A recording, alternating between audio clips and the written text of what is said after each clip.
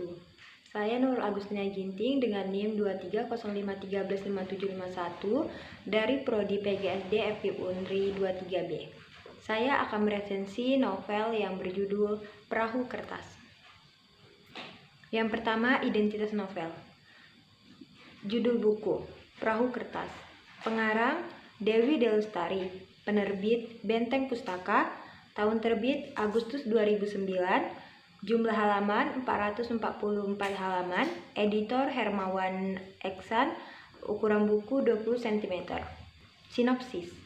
Novel Perahu Kertas bertemakan persahabatan, percintaan, dan idealisme seseorang. Kisah ini berawal dengan seorang remaja laki-laki yang baru saja lulus dari sekolah menengah akhir bernama Kenan. Ia adalah laki-laki yang cerdas, mempunyai minat dan bakat dalam bidang seni melukis sangat kuat. Kenan hanya bercita-cita menjadi seorang penulis, tidak ada cita-cita lain baginya. Akan tetapi, kesepakatan antara Kenan dengan sang ayah yang mengharuskan dirinya pergi meninggalkan Amsterdam untuk kuliah di Indonesia, tepatnya di Fakultas Ekonomi Bandung. Tokoh utama lain di dalam novel ini ialah Kugy.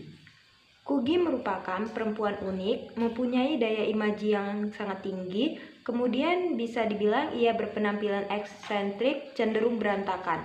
Kugy hendak berkuliah di kampus yang sama dengan Kenan, di Bandung. Sejak kecil, Kugy memang sudah mencintai dunia perdongengan. Maka dari itu, jangan heran bila dirinya mempunyai imajinasi tinggi. Ia memiliki koleksi dan taman bacaan serta hobi menulis cerita dongeng. Tidak lain, ia hanya bercita-cita untuk menjadi juru dongeng. Akan tetapi, dirinya menyadari bahwa penulis atau juru dongeng bukanlah suatu profesi atau pekerjaan yang menghasilkan dan diterima oleh lingkungan kehidupannya. Kugy memiliki cara agar dirinya tidak jauh-jauh dari dunia kepenulisan, yakni dengan melanjutkan studinya di Fakultas Sastra. Pertemuan antara Kenan dan Kugy berawal dari Eko dan Noni, yang mana Eko merupakan sepupu dari Kenan, sedangkan Noni merupakan sahabat baik Kugy sedari kecil. Mereka semua, kecuali Noni, berpindah dari Jakarta dan kuliah di kampus yang sama di kota Bandung. Kugy, Eko, Noni, dan Kenan akhirnya menjadi sahabat baik. Akankah dongeng dan lukisan itu bersatu? Akankah hati dan impian mereka bertemu? Yang ketiga, jenis novel. Perahu Kertas adalah sebuah novel yang ditulis oleh Delustari. Secara umum, novel ini termasuk dalam genre fiksi dan bisa dikategorikan sebagai sastra kontemporer atau sastra terpopuler. Yang keempat, biografi pengarang. Perahu Kertas adalah novel yang ditulis oleh Delustari, seorang penulis dan penyanyi ternama asal Indonesia. Nama aslinya adalah Dewi Lestari Simangunsong, lahir pada 20 Januari 1976 di Bandung. Dewi Lestari dikenal sebagai salah satu penulis produktif dengan karya-karya yang mendalam. Dewi Lestari memulai karirnya sebagai penyanyi dengan nama panggung D. Namun, ketenarannya dalam dunia sastra dimulai setelah merintis novel pertamanya, yaitu Supernova, Kesatria, Puteri, dan Bintang Jatuh pada tahun 2001. Kesuksesan ini diikuti oleh serangkaian novel populer lainnya, termasuk Perahu Kertas yang dirilis pada tahun 2008. Perahu Kertas mengisahkan kisah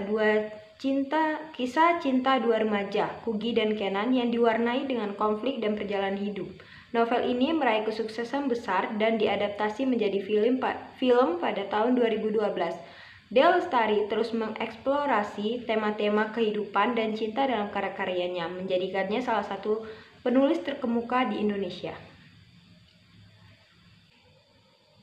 Penilaian kualitas novel dan cover. Desain cover Perahu Kertas dikemas secara apik dan bagus. Di cover Perahu Kertas terdapat 4 orang yang saling berbeda satu sama lainnya yang berlayar dalam petualangan cinta di dunia mimpi atau hayalan dan kenangan masa lalu yang bergejolak.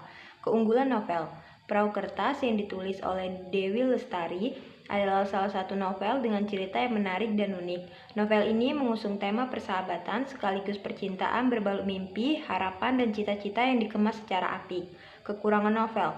Kelemahan dalam novel Perahu Kertas terletak pada latar tempat yang kerap kali berubah dan berpindah. Barangkali bagi sebagian pembaca, hal itu akan membuat bingung dalam memahami latar tempat yang ada di dialog-dialog para tokoh.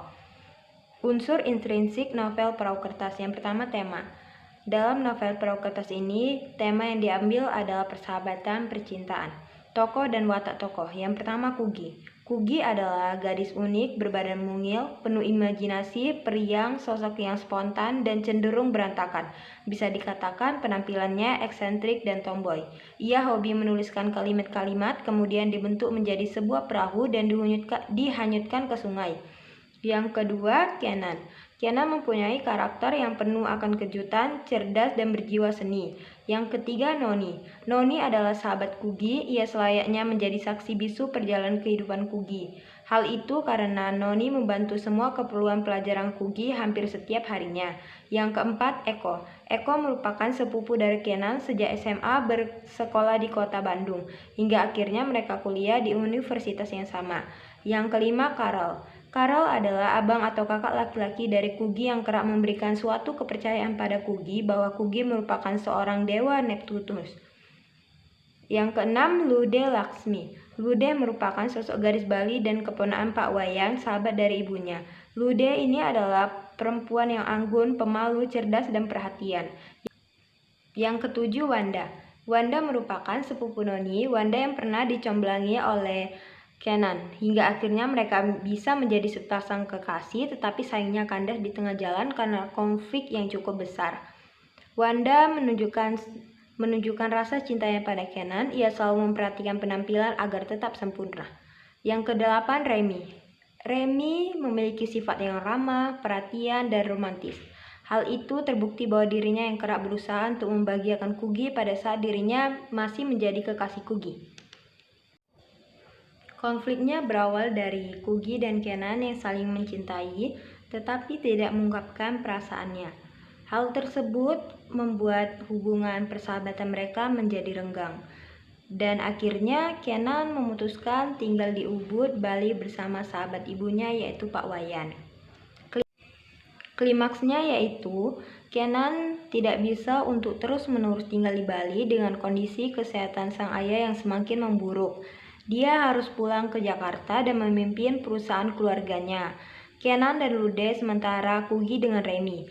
Mereka semua merasa bahwa telah bertemu dengan orang yang tepat dan cinta yang sesungguhnya. Akan tetapi hal itu tidaklah lama. Remy merasa bahwa Kugi hanya setengah hati padanya, demikian pula dengan Lude. Hingga akhirnya lukisan milik Kenan dan dongeng milik Kugi bertemu dengan impian dan hati yang seiringan bersatu. Inti klimaks. Ketika Kenan memutuskan untuk memilih Lude dan tinggal di Ubud, sementara itu Rumi juga melamar Kugi ketika mereka liburan di Bali, yang membuat Kugi menjadi bingung, gundah, gelisah, dan galau antara iya atau tidak.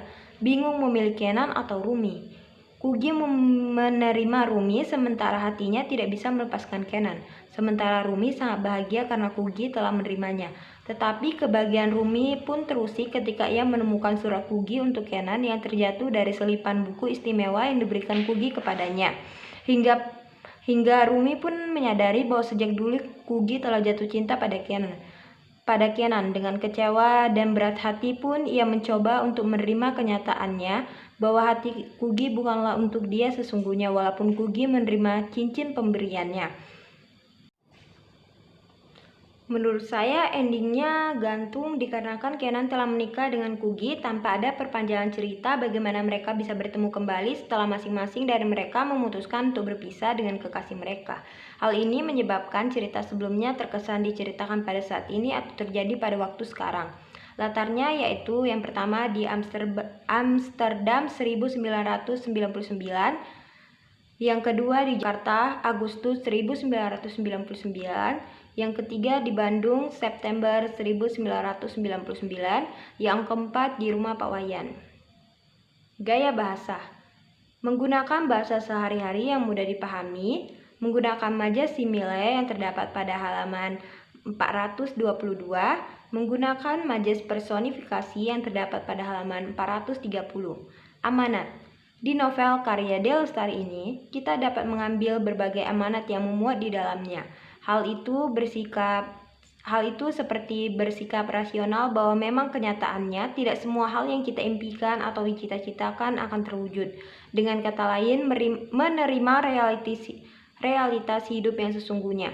Kemudian kita harus bijaksana dalam memutuskan sesuatu hal sebab di setiap pilihan tentu ada konsekuensinya. Intinya dalam sebuah pencapaian adanya proses panjang beserta segala halangan rintangan.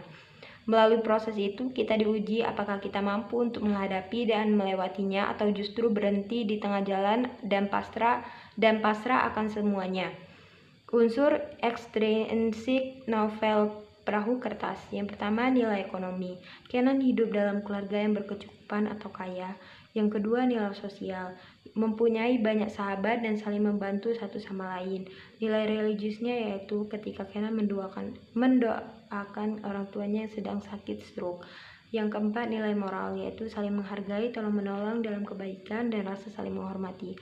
Pesan moralnya yaitu kita harus menyadari pentingnya menjalani hidup dengan penuh makna, mengejar impian, dan menghargai hubungan antara manusia. Sekian dari saya. Wassalamualaikum warahmatullahi wabarakatuh.